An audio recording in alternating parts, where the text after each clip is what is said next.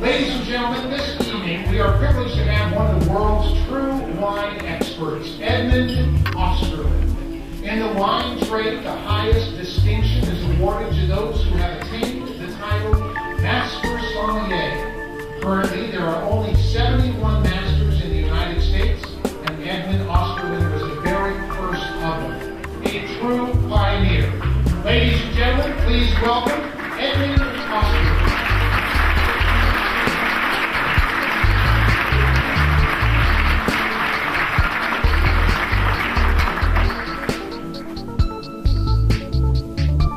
Good evening, ladies and gentlemen. My name is Edmund Osterland, and I'm a Master Sommelier. So he's a Master Sommelier? We're going to test some food and wine, and I'm going to teach you a little bit about how to eat the food with the wine. I've spent over 30 years becoming an expert, and I think you will learn something very well tonight. Is everyone ready? I don't think so! Give me 5! I need some hands. Okay, you've probably guessed. I'm not really French. I'm from New Jersey. So how does a guy like me, a psychology major from New Jersey, become the first American Master Sommelier? It all started after I graduated from college and took a trip to Honolulu. Ended up in grad school and flat broke. I needed a job. Well, think about this. If you go to school all day, you got to work at night. If you got to work at night in Honolulu, options: waiter, bartender. Okay? Now, I never did any one of those, so I lied my way into the Ilikai Hotel, filled out the application lying like crazy, and they stuck me on the top of the 32 floors up at the top of the eye, and now I'm a waiter. One night, something happened that really kind of changed my life. And what that was the maitre d' was walking through the dining room with his hardware in his hands, and he's on a hunt. He's looking for somebody, you know, and he's looking around, he can't seem to find anybody, and he's marching through, and, you know, us waiters, we were just kind of doing our job, cleaning glasses. You know, so all of a sudden, he's looking here, and he goes, Rodney, oh, baby, hey. He goes, Pierre, the sommelier, he just called in sick. You the man. I didn't find that too funny myself. I said to the guy, I can't do that. I won't. I can't. I'm not doing that. The guy said, you will. You know, I got a lot of problems tonight. One of them's not going to be you, pal. He goes, here's the rules. Red wine, it goes with meat. White wine, you serve that with fish. If anybody's on the fence, just pitch them a little rosé. Oh, if understanding wine was only that easy.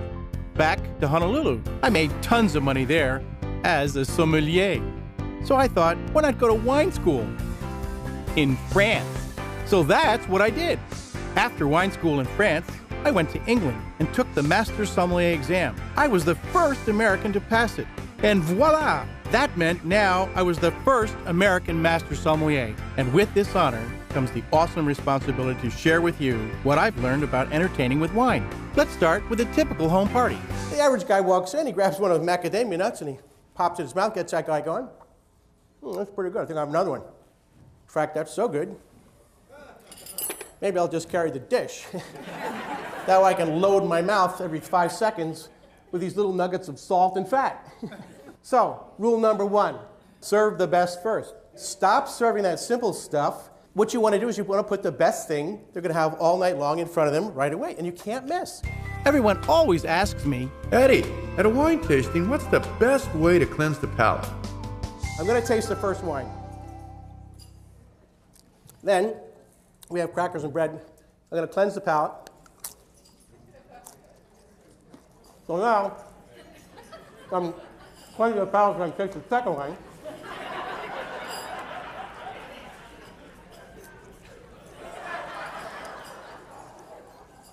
It's pretty good. Let me ask you something. Do you think that this cracker has any influence on that second wine? It does, but here's an important point. This is the way you need to do this tasting, side by side. You taste that first wine, you quickly pick up the second glass, you take the crackers, put it in the glass.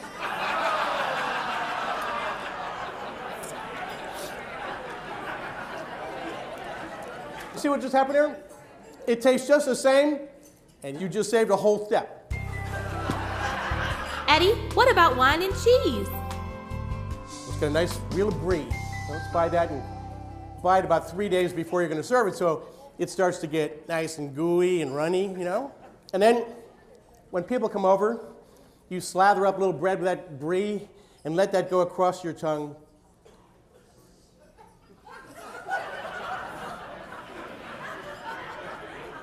And then you try this red wine, and you know what's nice? You don't even have to taste that nastiness in that red wine, because you can't. You got a big film of oil and, you know, it's 80% butter fat. I know it's fun and slippery and all that stuff, but it puts a shield across your tongue. Cheese and wine? Yes. What kind? Hard cheeses, pecorino, Parmesan, Manchego, dry-aged chèvre. They work real well. They set the wines up because they're slightly salty and they're dry. They're not ooey gooey. Now, don't get me wrong. Suppose somebody gave you a wine tip, and you bought a whole case of wine, brought it home, and you've been drinking a couple of bottles, you know, a couple months go by, a couple more bottles. Well, so at the end of the year or so, your wife says to you, hey, honey, that wine, it's not tasting the way it did when we first got it. I don't think it was that good a deal. This is when you use the brie.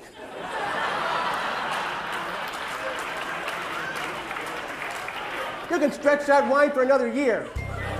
So, Eddie, how much does a good bottle of wine cost? Serious wine starts at $36 a bottle, retail. Okay?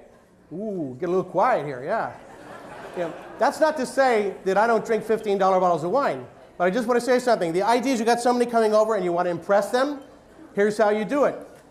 They don't know good wine, because if most people don't spend more than $15 on a bottle of wine, then you connect the dots. They've never had serious wine. So the idea is you want to show them how good wine can get. You want to have them go, what's this? Never had anything like that.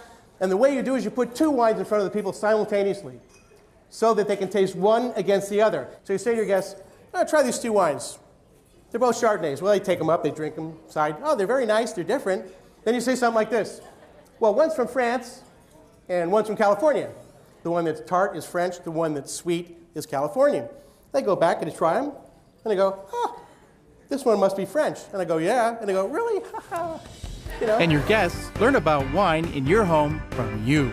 And here's how to have your guests feel special from the moment they arrive. You probably just saw this ad on TV over the holidays. You've seen this one before. It goes like this. Ding, da-da-ding, ding, da-da-ding, ding.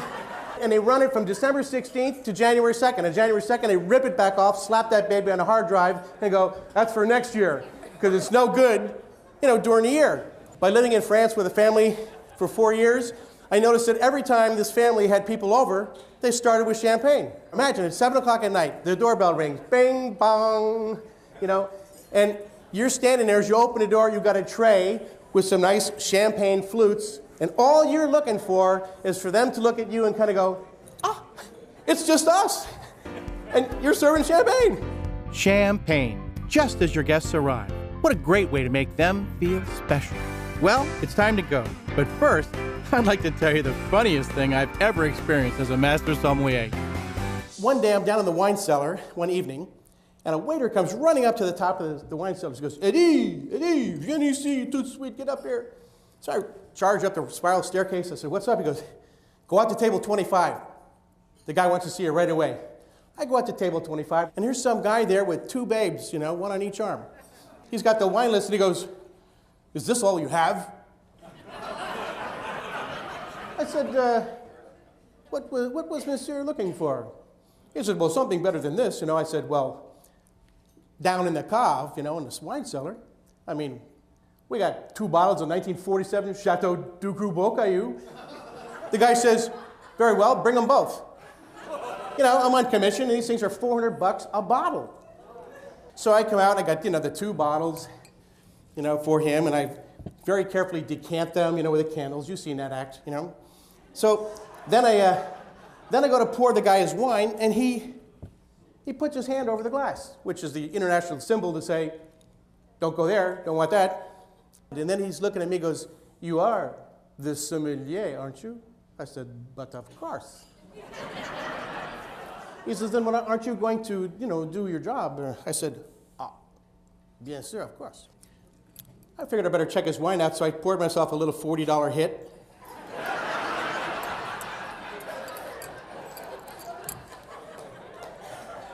But you know, the guy had 2 bottles.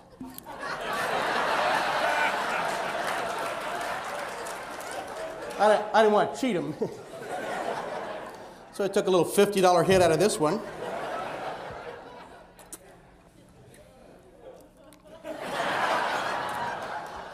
And I said, not only was 1947 a good year, but Monsieur Bory, the owner, told me it was the finest vintage he ever made, and that, with your steak, Diane, is going to be marriage in heaven. Okay, so it's very well, you may pour. So I pour some for Mademoiselle, some for Madame, none of my business. You know, and I sit back there, and they're tasting the wine, but they don't talk about it at all. So I'm kind of waiting for some kind of dialogue to happen, because this is $800 worth of wine, my rarest, oldest baby's downstairs in the cellar, and this guy's not even talking about him. I realized this guy was just buying the most expensive wine in a restaurant because he could. So I went back into the restaurant, and now I'm talking to the waiter who's bringing the food out. His name is Jean-Jacques. I said, that guy is fooling around, and it, you know, it doesn't make any sense. And Jean-Jacques says, no problem, we take care of him. So Jean-Jacques is making this guy steak Diane. If you've ever had steak Diane, you know, it's a major preparation, flambé at the table, cognac, all that. So he rolls out the cart, settles that cart in there like that, hits the pan with the cognac, fire goes up, and the girls go, ooh. And then he goes,